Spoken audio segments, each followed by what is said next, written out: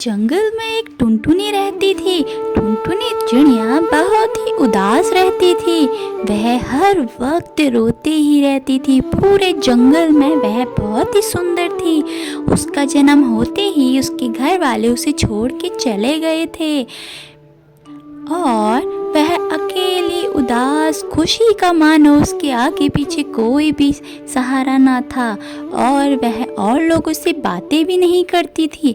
सब लोग उससे दूर भागते थे कि टुनटुनी तो बड़ी ही उदास है और हमेशा रोती रहती है, ना किसी से बात करती है।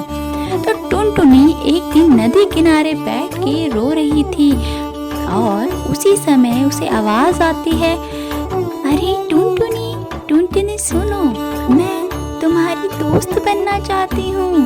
वह और कोई नहीं, वह एक सुंदर सी मछली थी जो टुनटुनी की दोस्त बनना चाहती थी। टुनटुनी पीछे देखती है और बोलती है, अरे तुम मेरी दोस्त क्यों बनना चाहती हो? मेरा तो कोई भी दोस्त नहीं बनना चाहता है और तुम तो इतनी सुंदर भी हो, तुम्हें मैं ही मिली दोस्त बनाने के लिए।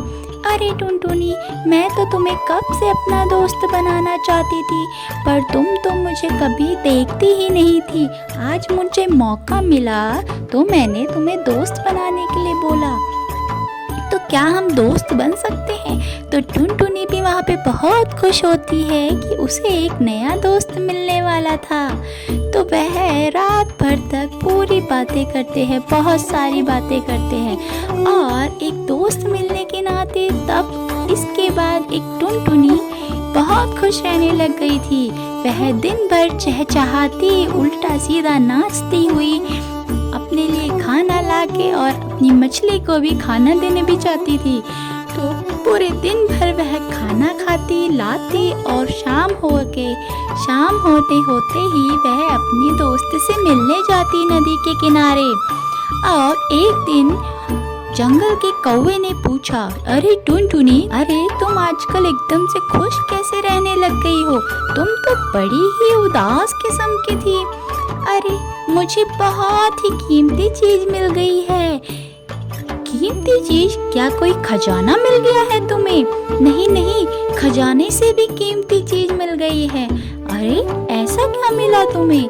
मुझे एक दोस्त मिला जो खजाने से भी ज्यादा सुंदर है और मेरा सच्चा दोस्त है। अरे ऐसा कौन सा दोस्त बन गया तुम्हारा जो खजाने से भी ज्यादा कीमती है? इसका तो पता लगाना ही पड़ेगा। टुनटुनी वहाँ से उड़ती हुई चली जाती है और अपना खाना लेके फिर अपनी दोस्त से मिलने जाती है। वहीं कौवा और तोता उसका पीछा करते करते जाते हैं कि आखिर टुनटुनी किससे मिलने जा रही है। और वहीं उसको पता चलता है कि ये तो एक मछली है तो बड़ी सुंदर।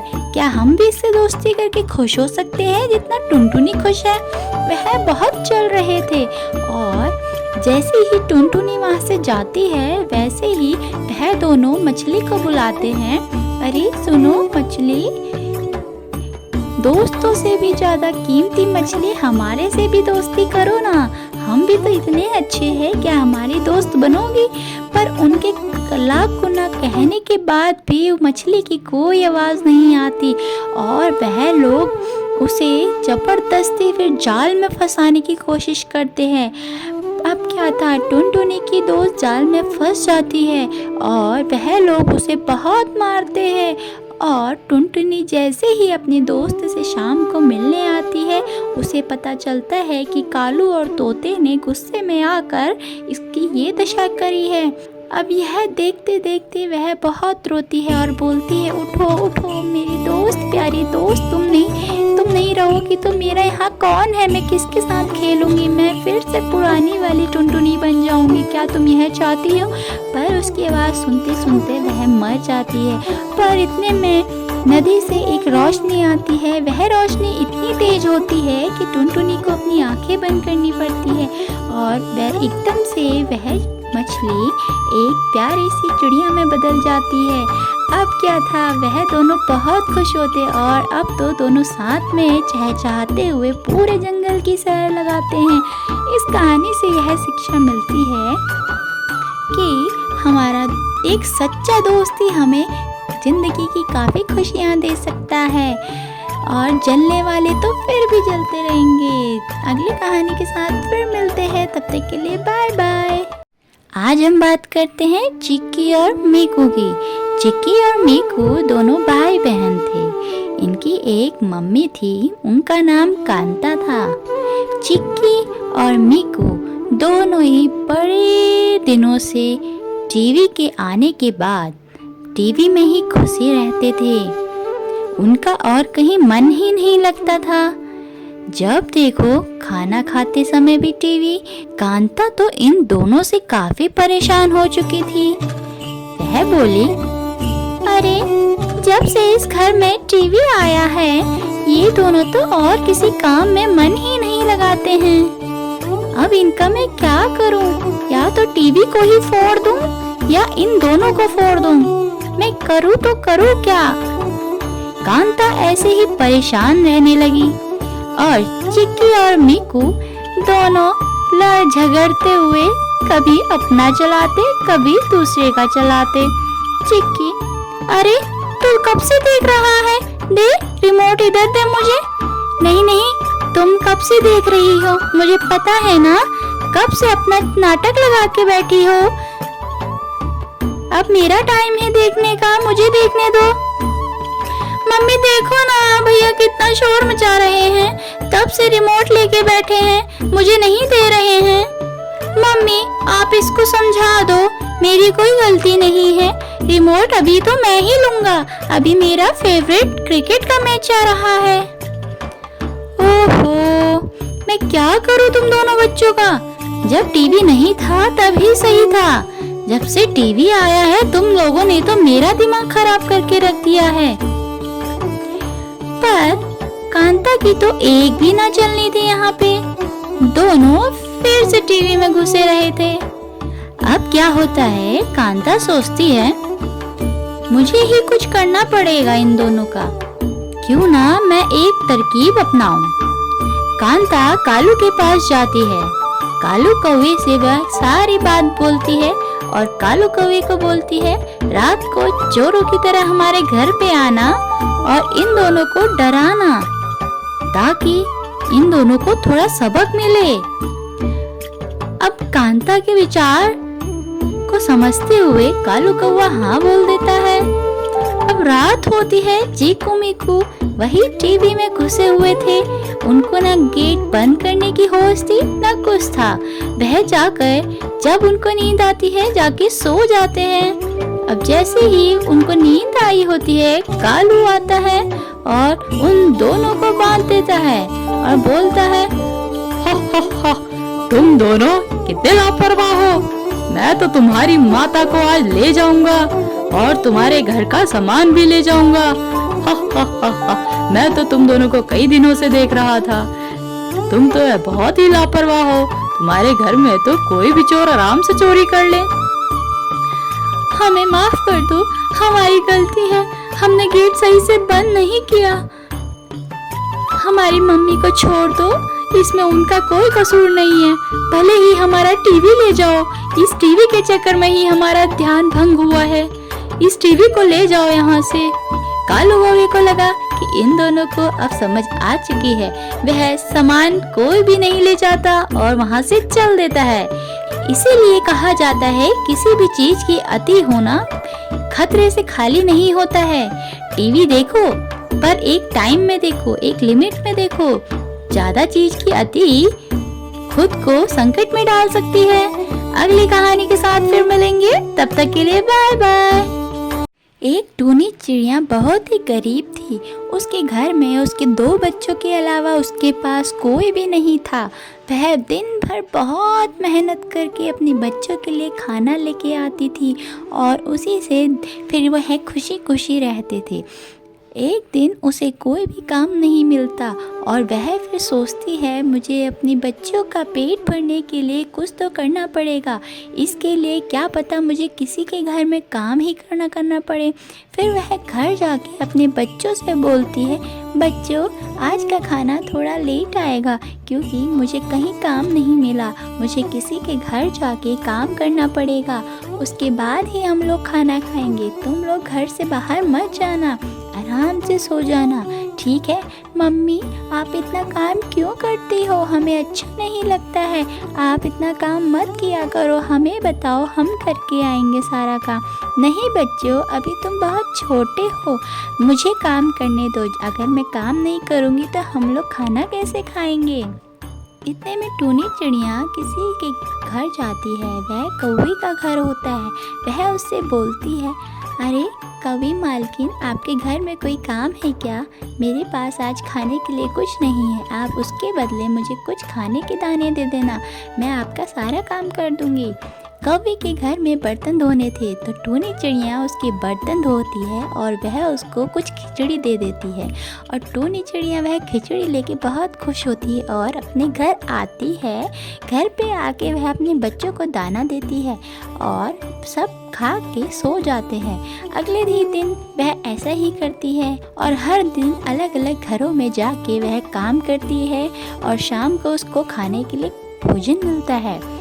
अब एक दिन क्या होता है कि वह चक्कर खा के गिर जाती है। इसी वजह से उसके पंखों में बहुत चोट आती है और वह उड़ भी नहीं पाती और कुछ काम भी नहीं कर पाती। इतने में उसकी बेटी आके बोलती है, मम्मी मम्मी आपको क्या हुआ? ये पंखों में इतनी चोट कैसे आई आपको?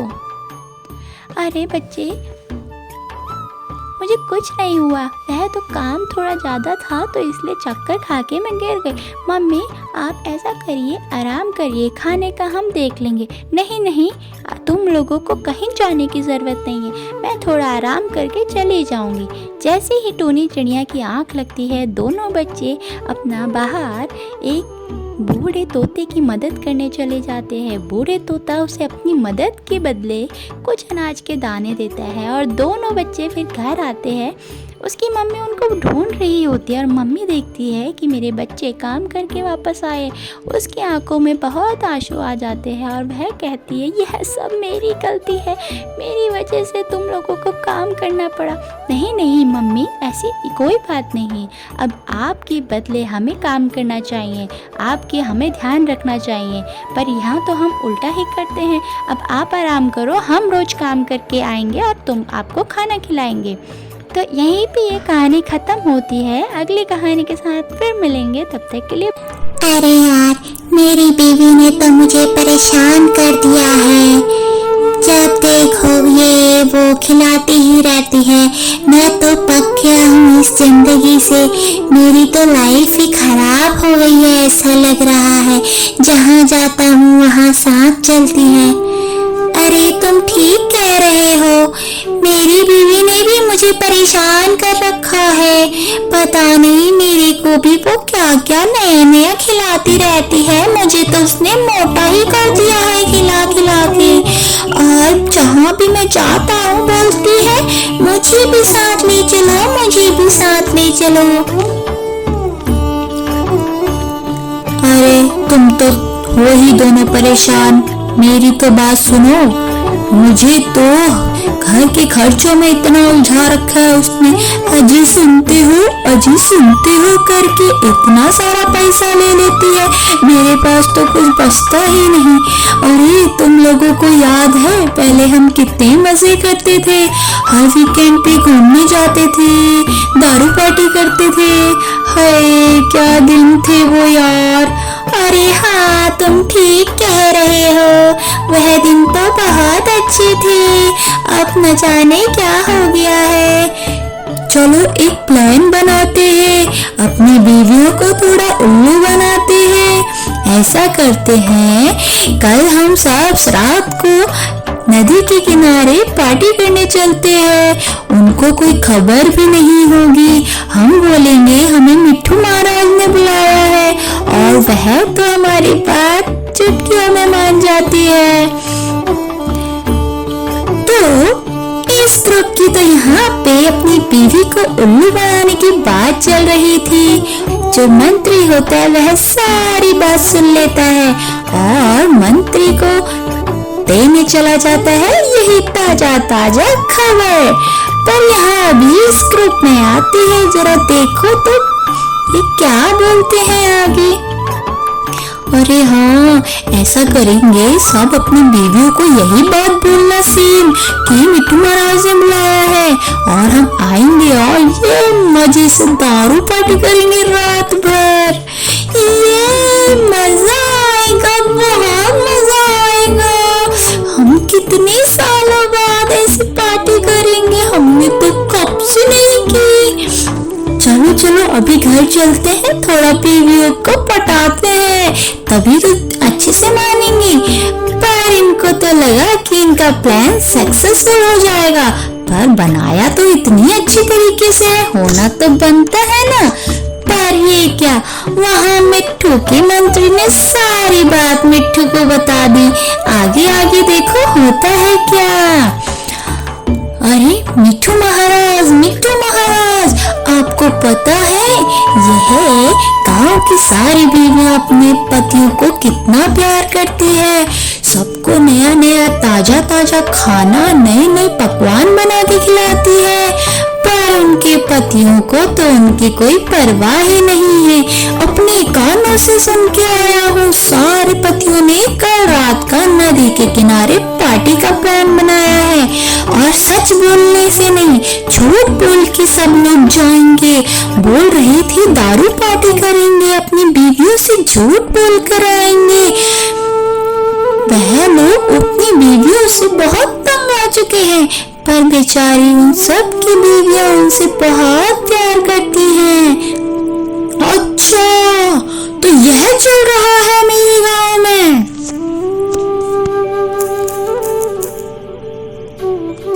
इन लोगों की हिम्मत कैसे हुई यह हरकत करने की। अब देखो हम भी कुछ प्लान बनाते हैं। मंत्री, हाँ जी सरकार, सुनो, सबकी बीवियों को न्योता दो, अभी के अभी तुरंत बुलाओ सबको, और बोलना अपने पतियों को खबर मत होने देना कि हमारे पास आए हैं। ओके सरकार, अभी बुला के लाता हूँ सबको। तो मिट्ठू का मंत्री सबको इनविटेशन दे देता है और सारी पत्नियां वहाँ पे आ जाती है। तो पत्नियों सुनो, तुम्हारे पति तुमसे झूठ बोलकर कल नदी के किनारे दारू पार्टी करने का प्लान बना रही है। क्या तुम सबको इस बारे में कोई भी फिक्र है? क्या महाराज, हमें तो पता भी नहीं है, ये कब हुआ, कैसे हुआ? अब जो हुआ जैसे हुआ, और जो होना है उस चीज को भूल जाओ। अब हम भी एक प्लान बनाते हैं और तुम सबको उसमें रोल करना है, तभी तुम्हारे पतियों को अकल आएगी। वह तुम लोगों की बिल्कुल इज्जत नहीं करते हैं। तो और उन सभी को यह प्लान बहुत पसंद आता है। तो क्या था, अगले दिन रात को जब सारे पति पार्टी के लिए पहुंच जाते हैं नदी के किनारे, वहीं पे अब मंत्री का प्लान शुरू होता है। यहाँ पे मंत्री पहुंचता है उन सबके पास और उनसे बोलता है, अरे सुनो सुनो, तुम सब यहाँ पे पार्टी कर रहे हो, तुम्हारी बीवियों को वो चिल्ला के मार के चली गई। उसको पता चला तुम में से कोई भी अपने अपने घर पे नहीं है, तो उसने इस चीज का फायदा उठाया और सबको मार के चली गई। क्या? ये कब हुआ? ये कब हुआ? ऐसा नहीं हो सकता, मैं कैसे रहूंगा अपनी बीवी के बिना? मुझे नहीं जीना। चलो चलो हमको देखने चलो। अब देख के क्या फायदा, चलो चलो जल्दी चलो। पर तुम लोगों की कितनी बड़ी गलती से उन सब की आज जान चली गई। उसके मंत्री ने उसको इतना डरा दिया था, तो सब भागे भागे अपनी पत्नियों के पास गए, पर वहाँ क्या सब जमीन में मरे पड़े हुए थे। अब ये सब एक एक करके रोने लग गए थे। उठो उठो उठो, मैं तुम्हारे बिना नहीं रह सकता, उठो उठो। वही कालू कौवा भी बोलते हैं, कौवी उठ जाओ, कौवी मुझे माफ कर दो, मुझे नहीं जाना चाहिए था, कौवी उठ जाओ। सभी ऐसे गिड़गिड़ाते हैं और इतने में महाराज आ जाते हैं और बोलते हैं, यह सब तुम लोगों की करतूत से हुआ है। अगर तुम लोग अपनी बीवियों को इतनी रात को अकेले छोड़ के नहीं जाते तो आज ये सब जिंदा होते। अपने परिवार के साथ धोखा करके तुम लोग दारू पार्टी करने के लिए गए। यह बहुत ही गलत किया तुम लोगों ने। इन सब के जिम्मेदार तुम लोग हो। मुझे हमें माफ कर दीजिए, हमारी गलती है। हमने बहुत बड़ी गलती की। हमें अपने बच्चों और बीवियों को छोड़ के नहीं जाना चाहिए था। हम क्या करें, हम इनको कैसे जिंदा करें। उन सबको अपनी गलतियों का एहसास हो जाता है। इतने में सारी बीवियां खड़ी हो जाती हैं और वह सब देख के बहुत खुश होते हैं। बीवियां बोलती हैं, यह सब हमने तुम्हारी को अक्ल दिखाने के लिए किया था। और सब फिर खुशी खुशी